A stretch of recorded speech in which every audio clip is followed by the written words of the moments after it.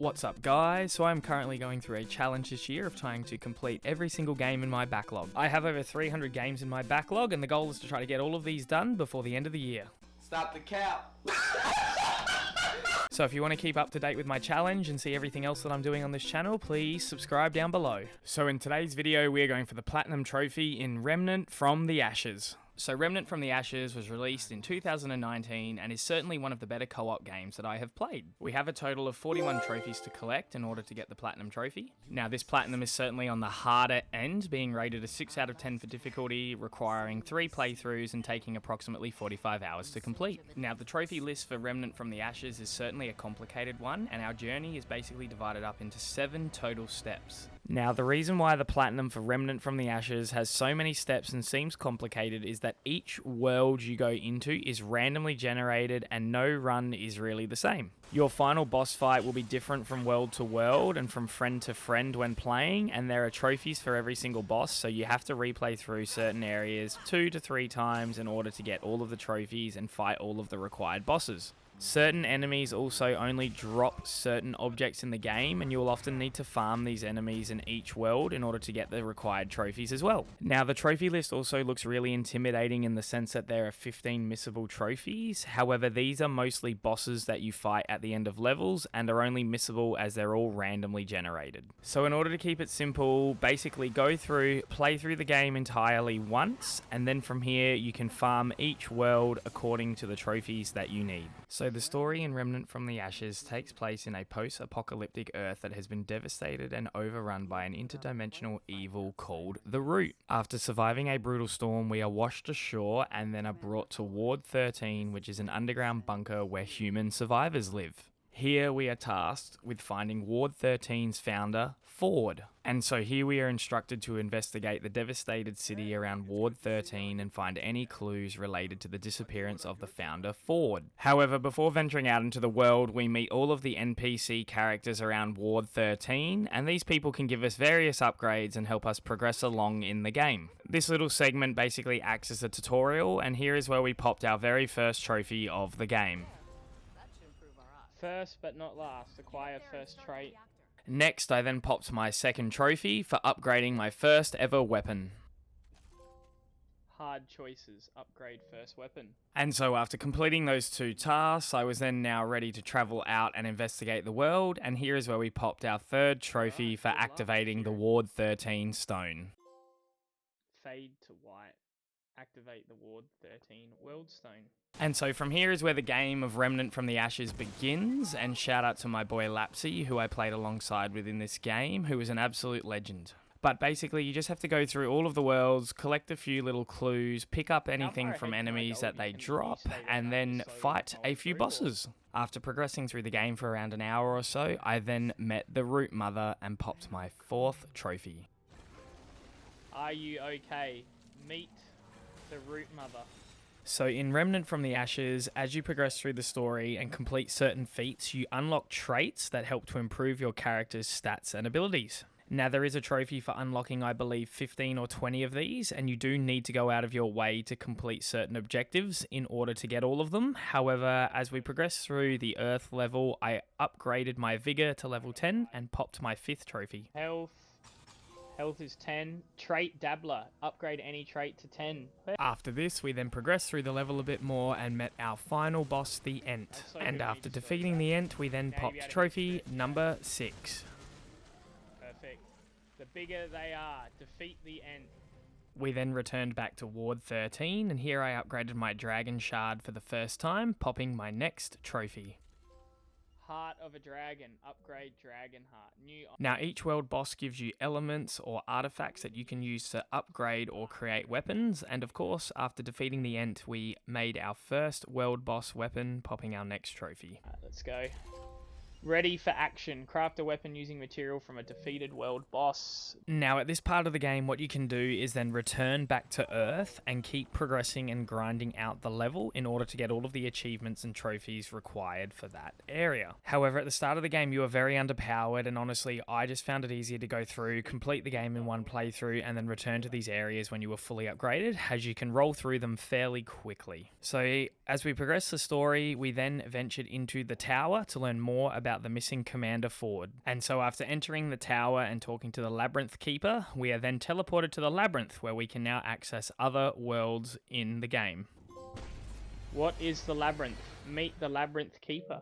And so after getting through the puzzles of the Labyrinth, we then arrived here at the Eastern Wind, where we are to meet the Undying King. And so at the end of the Eastern Wind, we then confronted the Claviger, defeated him, and popped 2 trophies.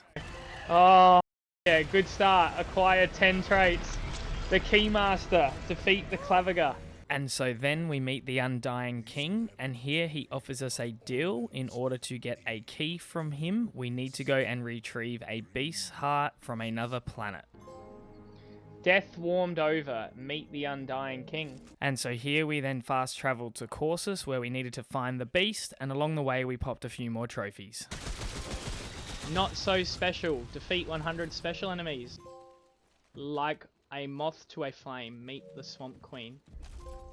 Halfway there, upgrade any weapon to +10. Now at the end of Corsus, we face the beast and we kill Zillus here, getting their heart. It does heaps, bro. Butterfly effect, defeat Zillus XV. So after getting the beast's heart, we have a decision to make. We either give the heart to the Swamp Queen or return back to the Undying King. Both options will give you a trophy, and on your second playthrough you will need to do the opposite of what you do on your first, and so I decided to return the heart to the Undying King. Shot through the heart. Return the Swamp Guardian's heart to the Undying King. I then upgraded my Vigor to 20, popping my next trophy for upgrading a trait to level 20. Here.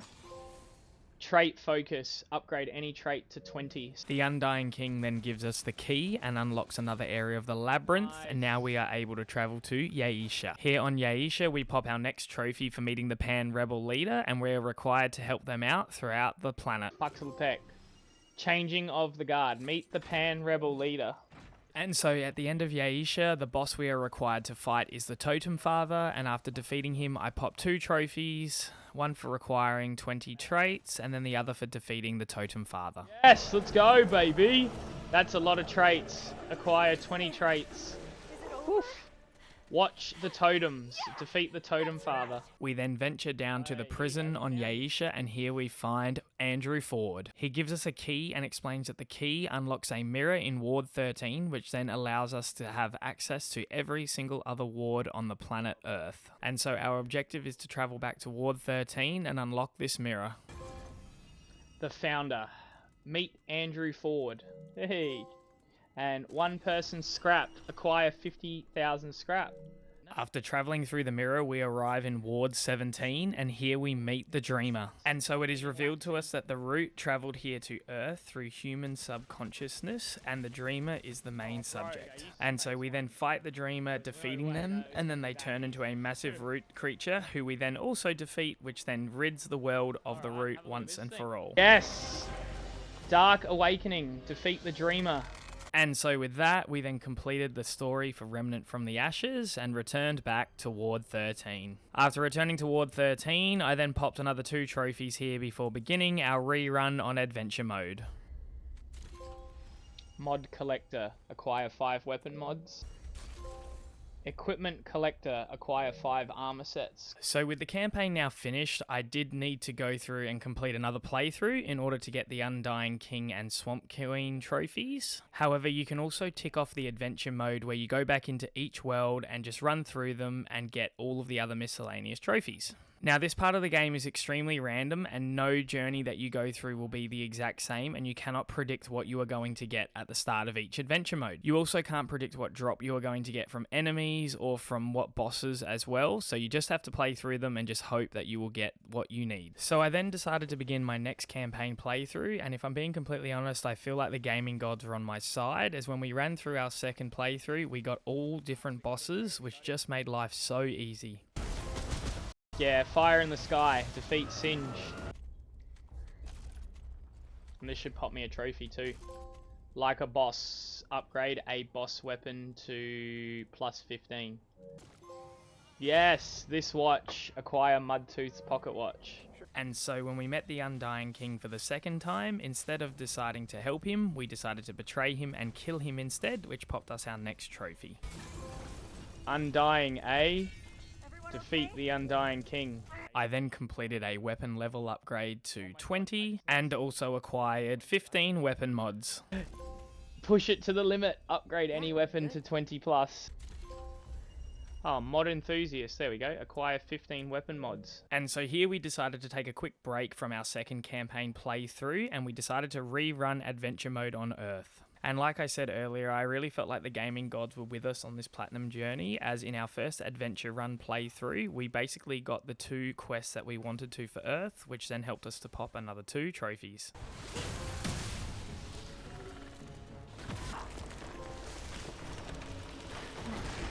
The next trophy I decided to go for was for defeating a boss without taking any damage. Now, there is a way to get this done in Yaisha with, I believe, the tiger, as you can shoot the bells, which will not let you fight the tiger, and you defeat the boss without taking any damage. However, if you whack the game on the easiest difficulty and then fight Singe, you can get this done pretty comfortably.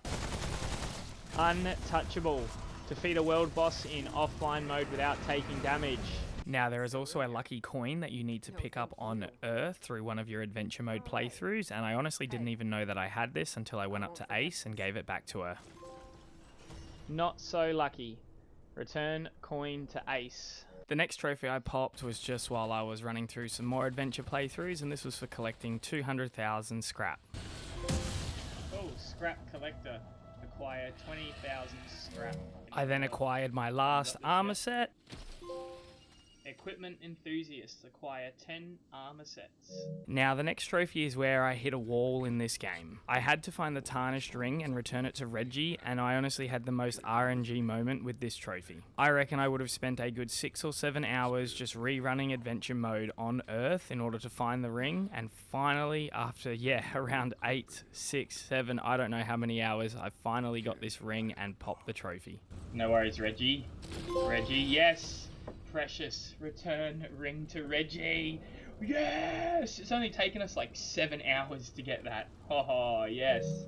And so the last thing we had to do was run adventure mode on Yaisha and kill the pan wolf, which would then pop us our nice new platinum trophy. Bang. Wolf of the woods, defeat the pan wolf, and from the ashes. Bang. Acquire all trophies. So I absolutely loved Remnant from the Ashes, and when it first came out, I didn't really hear much about this game, and I do think that it is definitely underrated and one that you should definitely play. If you're looking for a nice, cool little co-op game to play, then this is absolutely the game for you, and you can definitely work towards your platinum trophies together. The only thing that is annoying about this journey is that there are RNG elements, and I have heard of people struggling to get drops for certain things, and they have taken way longer than what I did, as I spent only around 40 hours getting this platinum. But as always, guys, if you could please leave a like and comment down below and hit that subscribe button if you haven't, I will see you all in the next one.